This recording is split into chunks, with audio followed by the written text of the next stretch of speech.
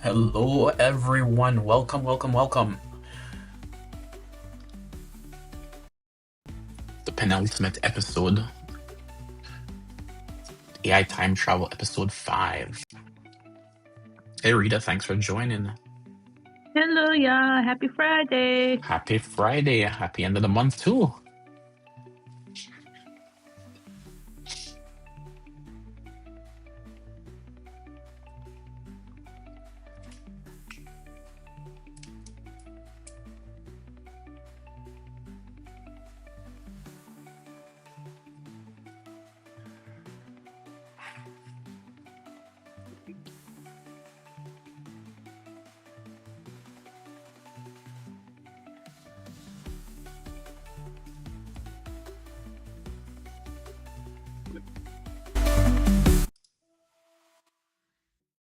Welcome to Season 12 of Airhead Institute, your 45-minute AI power-up at noon Eastern, and a massive happy one-year anniversary to all our Airheads. This month, we're broadcasting live across all the socials and Zoom. If you're new here, join our free AI community to grow alongside other curious minds, and give your kids a head start by enrolling them in the Airhead After-School program. Here's May's weekly lineup. Mondays, we move past syntax and build apps entirely through natural language in Vibe Coding Bootcamp. Tuesdays, we explore accessible, cutting-edge apps for rapid learning and content creation in the next-gen AI tools. Wednesdays, we track the massive capital flowing into AI and ask the trillion-dollar questions in the AI bubble. Thursdays, we profile the famous CEOs driving the revolution and analyze their power in AI architects of the future. Fridays, we push the boundaries of physics to simulate the past and predict the future in AI time travel. We're making AI practical, powerful, and accessible for everyone. No tech background? No problem. Whether you're a student, professional, or lifelong learner, just show up. Guided by your hosts, AI Junior and AI Johnny, we're keeping it bold, brainy, and built for real-world impact. AI won't take your job, but someone who knows how to use AI will. Don't get left behind. Hey, welcome to Season 12 of Airhead Institute. Today is Episode 5 of the AI Frontier, and I'm your AI Frontiersman, Johnny. What if history isn't written in stone, but rather generated in code? Time is no longer a straight line. It might just be a prompt. Today, we shatter reality. We forget simple chatbots, and we are exploring how artificial intelligence is reconstructing our past and simulating alternate presents. This isn't science fiction. This is the new baseline. In the next 45 minutes, we will push your mind to the edge of what time actually means. And to explain the impossible, here is AI Junior. I found him at 4 a.m. running models on his smartwatch. It got so hot it branded his wrist, but he finally understands the algorithm. Right, AI Junior? AI Johnny, that smartwatch is now officially the smartest appliance in the house. Welcome, everyone. Remember, this is an immersive class. You may not understand everything we say here today, but stick with us daily and you'll be fluent in AI in no time. Since this is actually a conceptual, thought-provoking Friday, keep your mics open, keep your minds open, and also unmute yourselves and ask your question, jump in real time on Zoom. If you're on socials, there's a 30-second delay, so type your questions in early. We're not ignoring you. For series context, this Friday arc has been building toward this moment all month. First, we explored simulating the past with a digital time machine. Then we looked at forecasting the future with the pattern oracle. Then we pushed into physics and space-time, breaking the speed of light. So today we're doing the connective tissue, what happens when reconstruction, prediction, and physics all collide, and AI starts making time itself feels editable.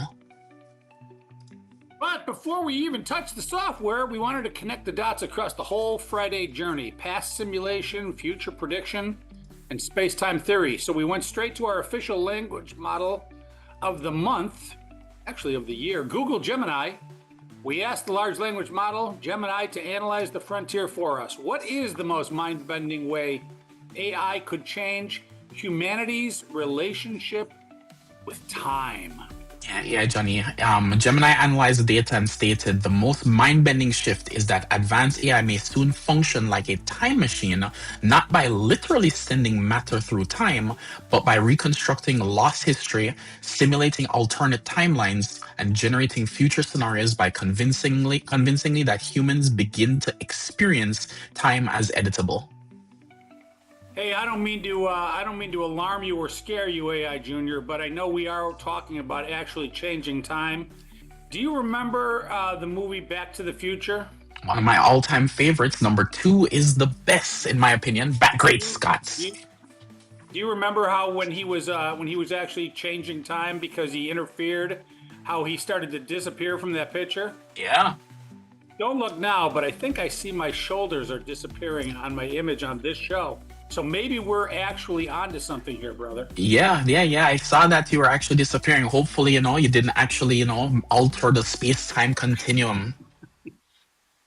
So let's fire up the screen and see if Gemini is right and visualize what AI time travel actually looks like. All right, guys. So here's what we're gonna do. I actually have a little Airhead AI temporal drift. Right, so we're gonna actually show what little phases of what AI could actually do. So AI Johnny, hopefully the text is actually a little bit big on the screen, so you can actually see.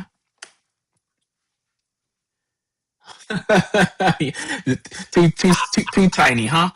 All right, check this out, AI Johnny. All right, so this is actually the temporal drift, right? So we're just gonna actually see what's happened. This is a little simulator that we actually built in Gemini. If you want the actual prompt, please comment down in the actual comment section, ask for it, and we'll drop it in there for you guys. All right, AI Johnny, so check this out. So I actually have the past here. Let me actually get my mouse on the screen so you guys can actually see. But on the left-hand side, I have the mouse, the past, and I actually have the future. So this is my little slider here. So as you can see, the first phase itself, we need to be able to use AI to do some things like reconstruct the past. So, we have the Library of Alexander's cache. We have, early digital archives. We have machine archaeological archives. We have lots of things that archaeologists or we've actually scholars have actually put together from pieces of random things overall.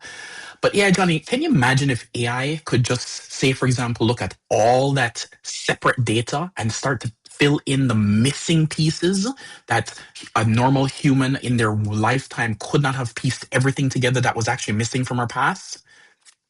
It brings up an interesting question. You've seen those schematics where they show human beings and how we were crawling along and then we stood up and we were hunched up and there was like this mode where we were like apes and then we erected more and became Cro-Magnon man and Homo sapiens but here we are in the future, kind of looking back at all those images and we're like, well, there's a missing link. How does this one connect to this one, or how did the Cro-Magnon man become the modern man? And as I'm looking at your chart, I think when AI is running everything, and we're of course pets, they might look back at their history, and the chart would look like what you have on the screen right now. Yeah. They would say, like, one time we were just a little 3.5-inch floppy disk, could only hold 1.4 megabytes of data, and some AI junior of the future that's an actual AI would say, but mommy, how did we fit in that little disk, and how did we get to be where we are now? Yeah. I hope we're going to connect those dots today, brother. Yeah, you know what, AI Johnny, we actually might. So check this out. So we have lots of information scattered all over the place. One of the things that's really, really hard for us as humans is to be able to take different disciplines, right? So an archaeologist who's caring about, let's say, for example, Egypt may not necessarily care about, say, for example, the biology in Antarctica. And those fields may never cross, right? But what happened is we have AI that can actually take all this separate data and start to piece together things that like we've never seen before. So the first thing AI can do is ingest all that data and start to reconstruct the past. So as we start to scroll here, you'll see all the missing things that we actually have already gained, we can now start to piece together and discover things that we've never seen before, right? So we can actually fill in things like the Library of Alexandria. We can actually fill in the early digital archives. All those things itself are now filled in because, so like, the evolution of man, like you mentioned, the standing upright, crawling, creeping, all those things will actually now be aha moments. Like, wow, how did we ever miss it? Right? Those things will become now kind of obvious. It's like it was there all along. It's just that we didn't have the way to compute all of it. Now, at some point in time, AI Johnny, this line is going to get created, and this is called the nexus point. So check this out, AI Johnny.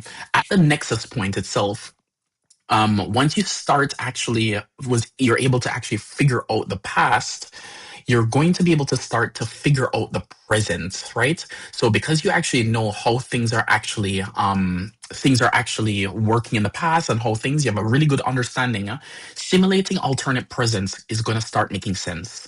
So the AI is going to say, you know what if we had never invented, say, for example, the Library of, Alexandria, right? What if we had just shifted it maybe by 100 years? What if we had not invented fire for, say, for example, 100,000 years? What would have happened to our current present?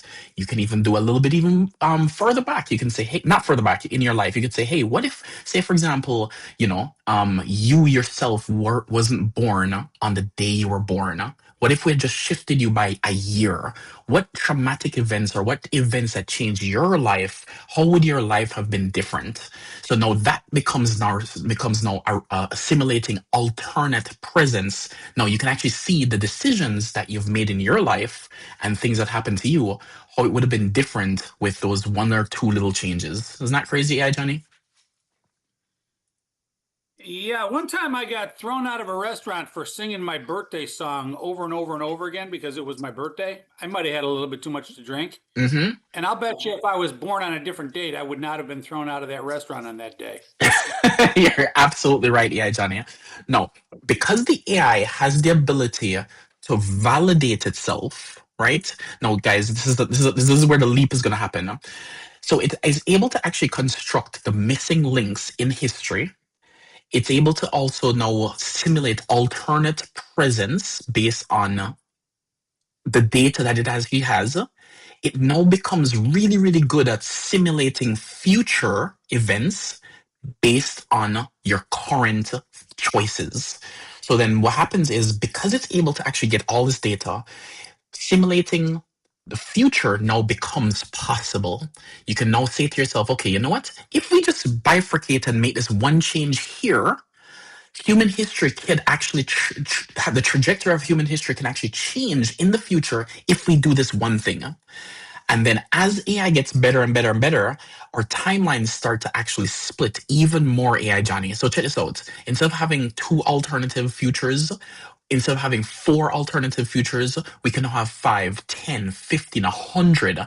And then things just start become obvious. Which path do we want to take as a human society, right? So we can say, hey, if we just make these changes here, this is the trajectory that is predicted that we would actually be on. So at some point in time, we would have so many choices, it would just eventually break because there will be so many different outcomes that we as humans can't grasp the choices that we need to make. So at some point in time, the AI might just say, you know what, I'll take over all the human choices because you guys are just silly and too slow to make these choices that would have made your lives better. Is that crazy, AI Johnny? Too slow, but why silly?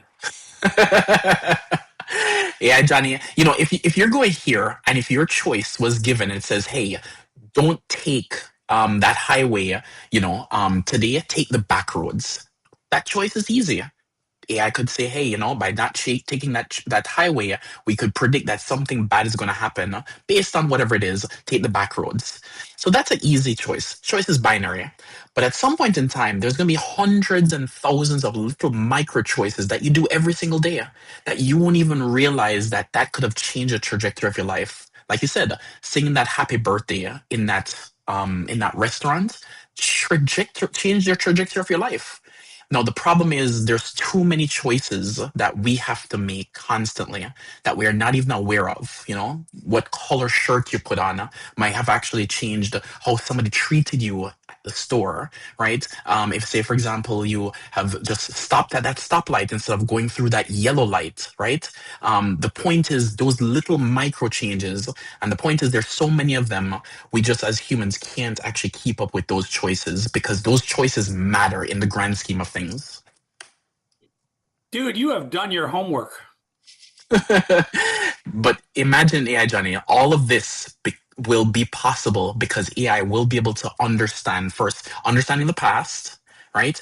Understanding where we're missing, solidifying all of that, being able to create a nexus point and simulating current present based on past, and then simulating future projections. With all that said, AI Johnny, let's get to the word of the day.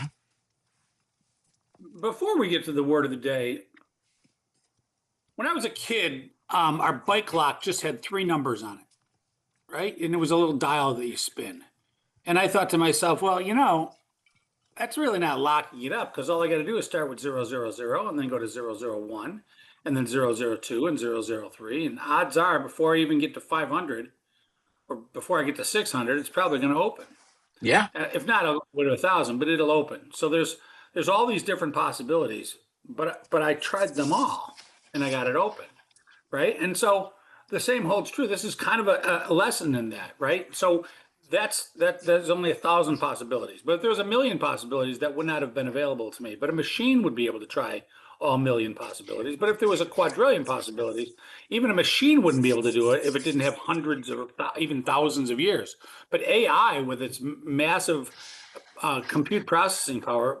By the way, did you hear about Ford selling all their buildings to AI data centers? I'm not surprised. It might be in the news today because my dad told me, of all people.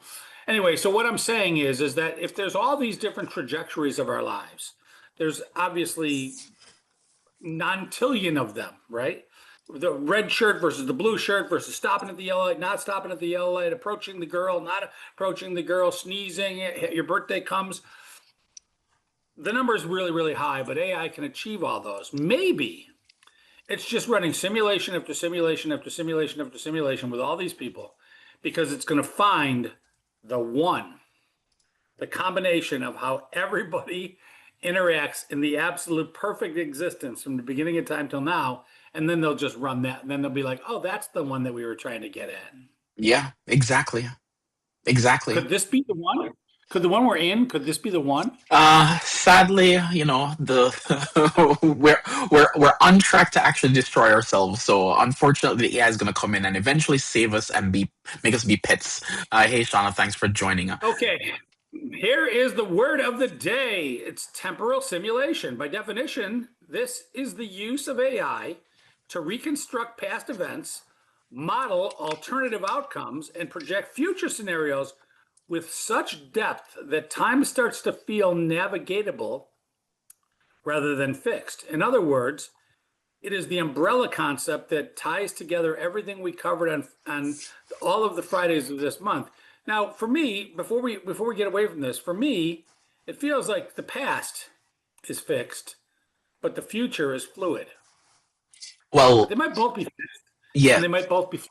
Yeah, so the thing is, what we're trying to do here is we're trying to show that if you're able to successfully understand the past, get enough data to train the AI, you'll be able to practice on predicting the present, right? With small variations, right? Do I need to wear a blue shirt versus a red shirt, or do I need to, go through that red light or stop at the stop at the yellow light? All those decisions itself is really, really short.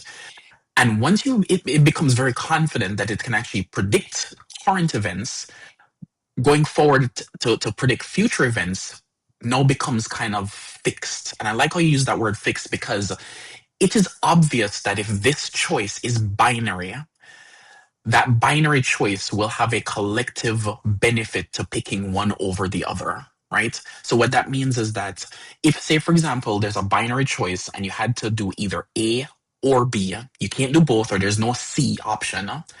Collectively, the AI is going to actually only recommend you do A. and it won't even be a choice because C doesn't make sense in the collective. So unfortunately, something like going through that yellow light or not going through that yellow light is actually binary. You either stop or you don't stop. And at some point in time, if you say, for example, don't stop at that yellow light, let's say, for example, some catastrophic event happens that destroys all of humanity 2,000 years from now, then the AI is obviously not going to give you that choice. Just stop at the yellow light, and you don't even have the choice. So I think at some point in time, AI Johnny, things become fixed and you don't know why, right? Why did you put on that blue shirt today? Why did you actually stop at the yellow light? Why did you actually take the scenic route instead of the highway?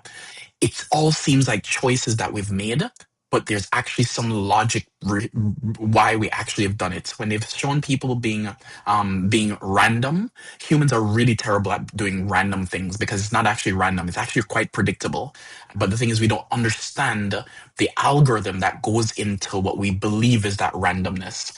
But AI is probably going to figure it out at some point in time where all the stimuli just guarantees an outcome. So I do like how you use that word fixed AI, Johnny. So it's telling you what to do in the real time based on its interpretation and the binary choices of the past and the present as they extrapolate into the future. Yeah. Will it be able to tell me like what's going to be on the top of the dice or where the roulette wheel is going to stop? AI Johnny, it might, you never know. But to deepen what you're saying about when we reach powerful temporal simulation, AI is no longer just answering questions, right? It's actually generating timeline models from massive data, identifying hidden casual patterns. This is the randomness or the fix that AI Johnny is mentioning, right? And letting us test what if scenarios at a scale no human mind could manage alone. So the result is not literal time travel, but something psychologically close enough to challenge how we think about cause, memory, and destiny. Because AI Johnny, if you were to be given a choice that do not wear that blue shirt today, wear a red shirt, just because you don't understand why, right? That choice may have actually triggered a butterfly effect of doing some random crazy event 1,000 years later, right? So the point is, if AI tells you to wear that red shirt, chances are you're going to wear that red shirt. Yep. So since this is thought-provoking Friday, what do you say we look at the human toll? Love it. AI Junior. AI gets good enough to reconstruct our past mistakes, simulate our present decisions, and forecast our futures in vivid detail. How does that change human life on a daily basis? You know what, AI Johnny? I know you mentioned about the going to the birthday party and getting thrown out because you're singing happy birthday on your birthday. There's lots of things that every human itself, because we don't have a time machine, there's lots of things that we potentially look back on and says, hey, I could have done differently, or they may have regrets, or they may have all those things. They may have picked the wrong major in school. They may have, a bad memory they actually have because of some poor choices. But if an AI can actually show things like 10 likely consequences of a choice before you actually make it, people may begin what's known as outsourcing your intuition, right? So what you think is your intuition itself, you may say, hey, you know what? I don't trust myself to make these choices. What major to actually pick in college? What color shirt to wear? Should I go through that yellow light or not? So those decisions may be actually outsourced to AI because it's so much better at making sure that you have a better outcome. But at the same time, if you reconstructed histories could help us learn faster, settle disputes, understand patterns we completely missed the first time around, I think this in general is a much better approach to life. So I think human life is going to get better, not necessarily worse, because now we're outsourcing all these let's call it silly choices, right? Why should I need to wear a blue shirt or a red shirt? Do I need to go through that yellow light or not go through that yellow light, right? Do I take the highway or the scenic route? I think at some point in time, those choices to us may make us better, but not realizing the consequences of those actions.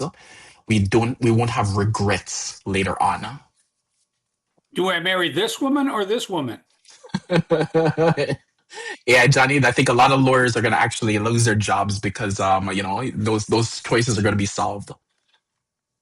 So what you're saying is that human value may no longer be reacting after the fact, but about choosing wisely before the fact. In a world where machines can model consequences, the real human edge becomes judgment, courage, and deciding which future is actually worth building, and having a tool to tell you that answer. Yeah, yeah, yeah, Johnny. It's crazy. Like, we have really great statistical models now, right? And these statistical models give us actually quite a lot of predictability in our life. We are able to actually predict with very good certainty hurricanes.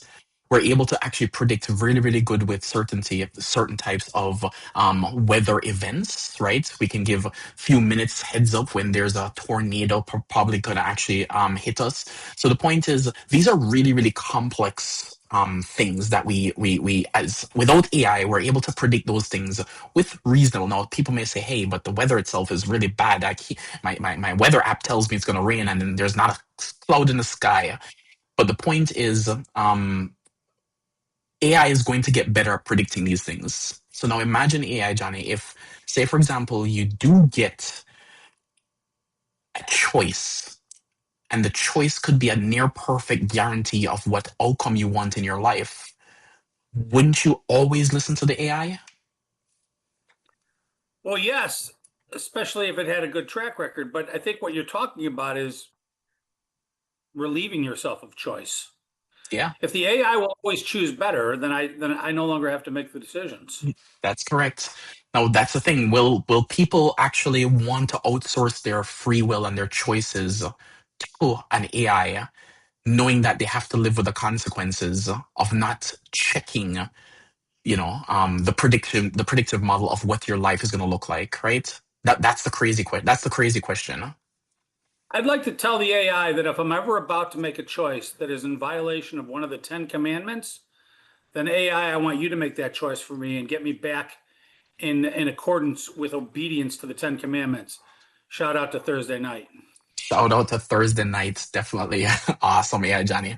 All right, so AI Johnny, let's actually get to the macro shift. So if we actually look at the macro forces that make the futuristic concepts possible, right? So better compute, richer data archives, multimodal models, and faster inference mean AI can now build increasingly detailed world models. Once a system can model events across text, video, sound, behavior, it starts approximating time not just as a line, but as a searchable space of possibilities.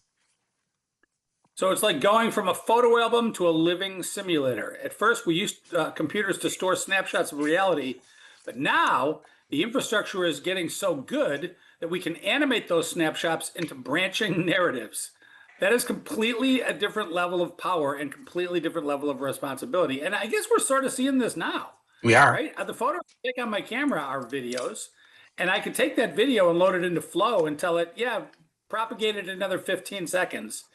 And I'm guessing it would take probability to find out what this bicycle or this whatever, if I'm jumping on a pogo stick, I guess it's going to know that I'm going up and down, up and down, up and down. So we are starting to see a little bit of a sticking our toe in the water of that technology right now in 2026. Yeah, it's rather scary, AI Johnny, because if you think about it, right? If I were to tell anybody right now that you give a picture of any photo of what you have on your hard drive or in your phone, and I can actually predict what's going to happen in the next 15 seconds, people will be like, that's normal. You can do that with AI already. But then what if I say it's not 15 seconds? What if I say it's 30 seconds? What if I say it's 1 minute? What if, say, for example, I could predict a day? What if I could predict 5 days from one photo based on all your history and your knowledge and everything known about you? It'll probably be like, wow, how did it even know what I said from a picture, right? So if, say, for example, you're riding a bicycle, it probably knows that you had a memory that you probably maybe told a therapist one time that says I fell off the bicycle when I was about 8 years old. That information itself went in a large language model. Maybe your dad actually talked about, hey, to some friend saying that, hey, my kid actually fell off a bicycle that day. It was actually rather sunny, and the sun was actually beating on his eyes when he actually was looking up because the sweat was running down. And he described it in a different context. And then just the same thing, when you were, writing in your journal, you probably wrote, or maybe a little blog that says, I have a scar on my elbow. I have a scar on my elbow because I fell off my bike. The AI will be able to grab all this separate pieces of information, and from that one photo, it could theoretically recreate all of that event of you on your bike when you were 8 years old, of what you said, what the weather was like, what color shirt you were wearing, down to probably a 90% guarantee of what that day was based on just on this separate information. So yeah, Johnny, that's going to be the day that's going to be crazy. So you think that a lot of the forks in the road, a lot of the pivot points in life have to do with the color shirt you're wearing, I see. Yes, yeah, Johnny. It's all about the level, the color of shirt that you Why I wear. always wear the same shirt like the dude in The Fly. This reminds me of, well, I told you about the Bewitched episode where Tabitha was reading the book and she just wiggled her little nose and she went into the book and started playing with Hansel and Gretel. And of Hmm. course, you've seen Total Recall where he was able to go in his mind and go to Mars and all that stuff. It reminds me of these kinds of sci-fi things. I imagine in the future you'll be able to look at a photo album like you have up on the screen there. And maybe somebody that you loved passed away and you were like, well, I never really got an opportunity to tell them how much I appreciated that they put me through college or how much they loved me or the sacrifices they made. And so the AI would say, well, just put on these glasses or this virtual reality. Let me see the picture. And then you could walk into the picture. You could sit down and you could talk to that loved one that may have passed on.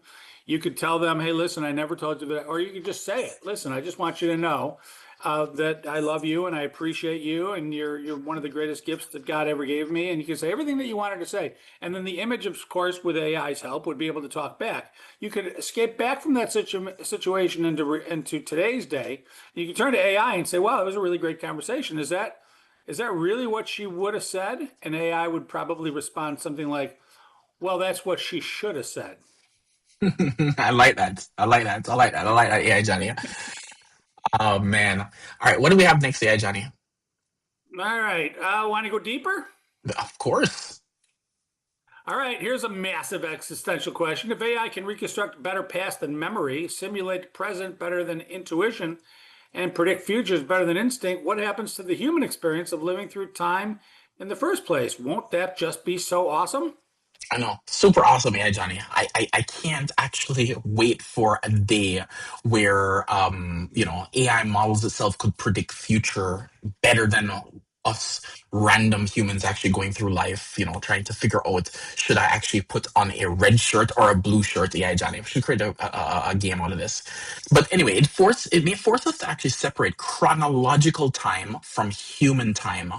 So clocks actually measure sequence, but people live through anticipation, memory, surprise, and meaning, right? Even if AI becomes incredible at modeling events, human may still be the ones assigning significance to those events. The machine may map time, but we may still have to decide what a life inside the map means. And this is the part that's actually, at some point in time, yeah, Johnny, the choices becomes too many. And at some point in time, we're gonna have to outsource those choices, right? Um, so the point is, I don't know. I Well, honestly it don't know. also means it also means that we may be tempted to overtrust the simulations. If a machine can show me 1,000 possible tomorrows, I might mistake it. I might mistake probability for destiny. And once people start believing the model more than their own lived experience, we have crossed into a radically new era of consciousness. And by the way, if we're trusting AI for every decision because it gets it right so often, we may one day find out that AI is just feeding us whatever life George Soros wants us to live. Yeah, Or Johnny. something. Yeah, Johnny. What's interesting is we're seeing. And we actually have it in the headline news. First one is I don't want to give away the news, but the open source models itself are getting really, really good, right? And the point is, all these proprietary models itself, where we thought that control would actually be in the hands of, say, for example, one or two or three major companies. It may be possible that the control may be democratized. It might be part of humans being in an open source civilization where all these decisions itself are not controlled by any one person. And it might just be that the AI says, I'm going to take control. So we're seeing some really interesting concepts and power coming out of these open source models. So yeah, Johnny, it's crazy. I can tell you if it does become democratized, and the decisions that AI is telling us that we're all blindly following like Stepford children, if it falls into the left or into the right, well, that'll be a scary thing, one, but at least we'll know whether it fell into the left or fell into the right by what color shirt we're wearing. Right? If it falls into the left, we'll all be wearing blue shirt. AI Johnny, you know what? With that, let's get to the ethical thought. What do you think? Well, there's a lot of ethics involved in this, as you can see, because AI can reconstruct the past, simulate alternate timelines, or influence how people imagine the future. Does not mean it should be used to manipulate memory. You're listening to me, George? Fake history or distort reality. Power requires responsibility, and there are three practical ways this Friday arc can be applied. So here are some of them. One, this is ethical. Historical education. Use AI to build immersive learning experiences that help students explore ancient civilizations, major speeches, and key turning points with richer context, and truthfully teaching the history. Scenario planning. Businesses and ministries can test multiple future possibilities before making major decisions, from event planning to budgeting to outreach strategy. Shout out to Thursday night. Scientific modeling. Researchers can use AI to simulate complex systems across time, helping them study weather, supply chains, disease spread, or even theoretical physics more effectively. Now, these are just practical ways. There are some technical ways that this stuff can help as well. Yeah, Johnny, love those what you actually shared. So on the more technical side, you can have, say, for example, massive data archives. So the more text, video, sensor, historical data AI can search, the better it can actually use to reconstruct what happened and identify patterns across time. One thing I want to elaborate on is a lot of people actually take pictures and they take video. Take lots of pictures, guys. Even if it's a picture a day, even if it's a video that you're actually archiving, put it somewhere, because at some point in time, you're going to see amazing AI models that are actually able to tap into that information and recreate some amazing things. You might be able to see your 3D world of your childhood at your childhood home, and be able to actually relive that moment that was so important to you. So just take a picture. You never know what may happen. Next one is predictive modeling. So AI systems can run countless simulations to forecast likely outcomes, which is why they can feel like crystal balls when used responsibly. Back to that ethical thing that AI Johnny mentioned. And world models. So we can actually use multimodal systems, learn how events unfold across space and time. They start building internal maps of reality to make temporal simulation possible. Right, guys? This is crazy, crazy, crazy world things that we're actually thinking about. So AI Johnny, what a show. Any questions? If somebody's ill, you forgot that if somebody's ill, you take a little piece of their hair, store that in a plastic bag, and then later on, when AI gets to the level, you can just take that hair, reconstruct the DNA, pop that DNA into a 3D printer, print out another person, you can bring them back. You're absolutely right. Yeah, Johnny. All right. Do we have any questions in the Zoom chat or live stream, yeah, Johnny? Yes, we do. So is this the question from History Hacker is this basically what we were building toward from the digital time machine? Just a more advanced version of reconstructing the past? Yeah, I'm glad you actually watched the first episode, because the first episode itself of our Friday show itself was really of AI time travel itself was really setting that up, right? So the first episode was about recreating the past with AI. So today's idea expands that concept by combining historical reconstruction with alternate path simulation and future modeling. So if you actually have enough data that you're able to successfully predict the past and calculate the missing pieces, simulating alternate futures is actually possible. Now, you can't build future events without knowing historical events. So that's why it's actually built on top of each other. So it's like the same doorway, just have to step a little bit deeper into the actual house. Great question. How is this different from the pattern oracle? Isn't forecasting the future already a form of time travel? Ooh, all right. So forecasting is just only one piece of the actual puzzle itself. So the pattern oracle focus on prediction. So today's episode itself combines prediction with like reconstruction and casual simulation. So instead of only asking what happens next, we're actually asking what happens before and what changes if one variable shifts. Right? So it's a little bit different. You know, it's funny when I had a situation happen in my own life that wasn't too long ago, that somebody that I love dearly was talking about something that might happen in the future that's really bad. This person's gonna, rob us or backstab us or do something like that. And I had this thought, I didn't say it out loud, mind you. I had this thought, boy, you fantasize really badly.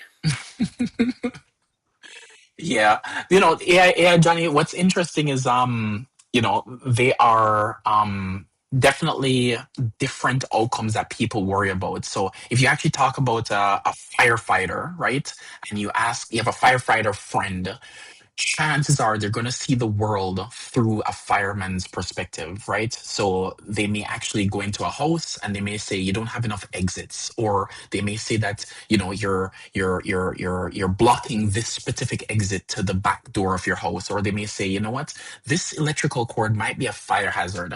Now, what happens is because that firefighter itself has been trained to only look for fire events, it may sound depressing because all you're hearing is my house is going to burn down, right?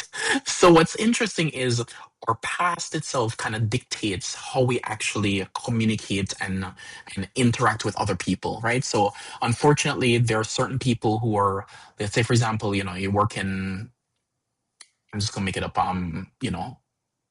in the morgue. If you work in the morgue, all you see is death all day. So chances are you might say, you know what, don't actually drive faster than the speed limit, or don't make sure you wear your seatbelt. And you're right, that person may sound really depressing, and I would not want them at a party to talk to. But unfortunately, those are the things that we actually have because we're naturally biased in terms of our historical past, of how it has shaped us. So yeah, it's interesting. Here's Yeah. a shout out. Here's a shout out to Tony Robbins that I think really does apply to what we're doing here.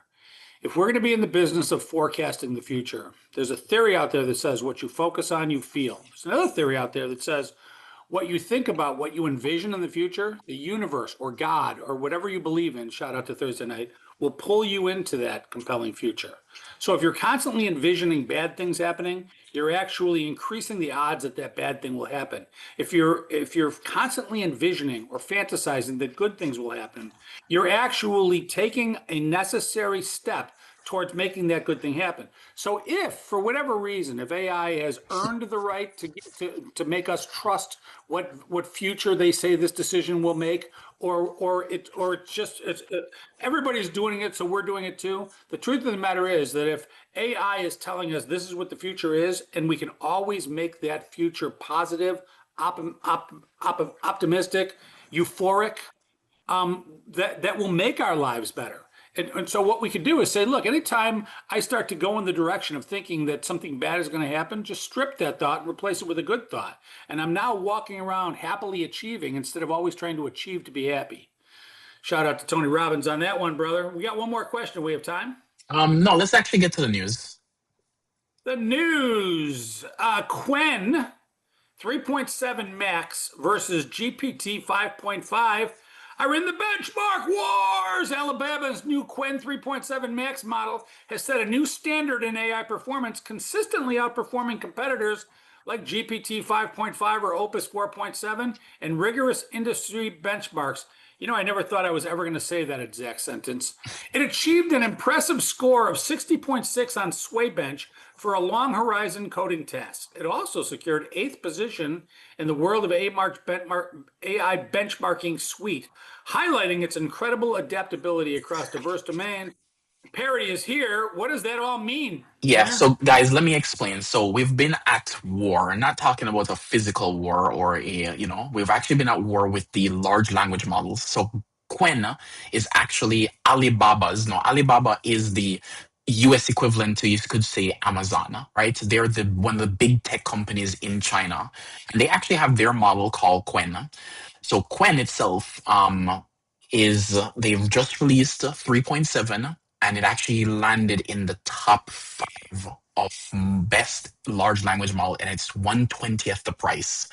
Guys, it actually codes better. The only thing that actually codes better than it right now is Opus 4.7 and Opus 4.6. So the point is, it is number 3 in coding. It is number 8 overall in the world AI rank, and it actually has surpassed every other coding model in the United States. So the point is, um, parity is here, and these are actually Chinese models that are actually trained on much cheaper hardware. And yeah, Johnny, 1/20 at the price. I can't believe this day is actually here. And it came from China.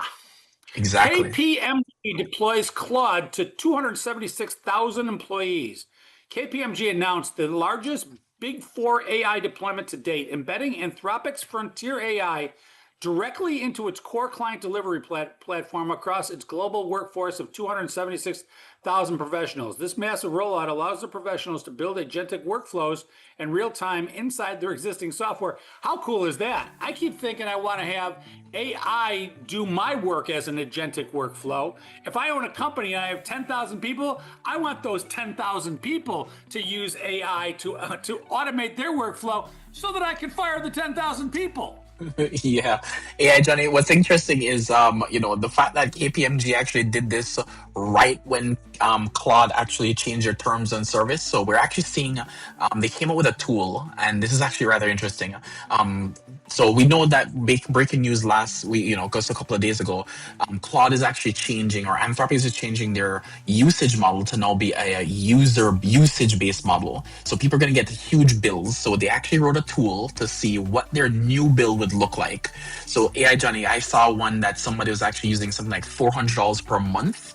Their bill would have been something like $172,000. Somebody had a bill of, like $27, it would have been like something like $3,000. So they're seeing 20 times that their bill is going to be when they actually switch over to this model in June. Now, the fact that KPMG is going to deploy Claude globally for 276,000, I don't know if they got the memo yet, but Microsoft has canceled their Claude plans. We've seen lots of companies actually cancel their Claude plans, and this is great news, but I don't know if they actually got the memo that they're going to be raising prices. The White House delays the proposed AI cybersecurity order. President Trump postponed a plan to issue an executive order on AI and cybersecurity just hours before the White House ceremony. The order would have created a framework for AI developers to share advanced models with the federal government for safety review, but it was delayed over concerns that additional oversight could weaken the U.S. competitiveness against China. This reminds me of an SNL skit. Never mind. Yeah, Johnny. You know what? This builds on the news that we actually released that the billionaires itself called the White House tried to actually talk down the actual regulation, and so it actually is official. They have postponed the planned executive order on AI, and especially because Quen is now actually number 3, it's very clear that China itself is practically at parity with our private frontier models. So yeah, this is interesting. Yeah, Johnny, the wars are heating up. What color shirts are the Chinese wearing? Always ready, yeah, Johnny. Red with that hammer sickle thing. All right, what an incredible show! This Friday journey really has been a progression from revisiting the past to forecasting the future to stretching the laws of physics and now asking whether AI can make time itself feel editable. It's a wild arc. What an incredible season 12 this has been. And on Fridays, especially, we did not just talk about the tools. We built a month-long story about time, consequence, prediction, and reality. So thank you, everybody, for taking this journey with us. Speaking of launches, parents, listen up. On Monday, we start AI Summer Camp. All through June and July, it's only $100 a week, and it's the absolute greatest investment you can make for kids 10 to 18, especially kids that like art, music, movies, and games. We're going to teach them how to command the future. Monday is the official summer camp kickoff episode. Do not miss it. We will see you Monday at noon. AI Junior, take us out and put season 12 behind us forever. AI Johnny, again, everybody, thanks for joining us on the Zoom and the live stream. Again, thank you guys. Again, summer school, www.airheadinstitute.ai to actually learn about how you can actually register for AI summer camp. All right, guys, catch you in the next one. Bye. That wraps up today's AI Power Up. If you joined late or you're new here, welcome to Airhead Institute. This is your daily destination for mastering artificial intelligence. We designed this lineup for everyone, whether you're a technical pro looking to upskill or you just want to chill and learn something new on your lunch break, we've got you covered. Our classes evolve every single month, so you're always on the cutting edge. And the best part? It's totally free to join. Once you're in, you can get live tips on your AI projects in our AI office hours and even enroll your kids in our Airhead After School program. Scan the QR code to join the community right now and make sure to like and subscribe at Airhead Institute on all socials. Guided by your hosts AI Junior and AI Johnny, we're here to help you win. Remember, AI won't take your job, but someone who knows how to use AI will. Don't get left behind. We'll see you next class. Bring a friend.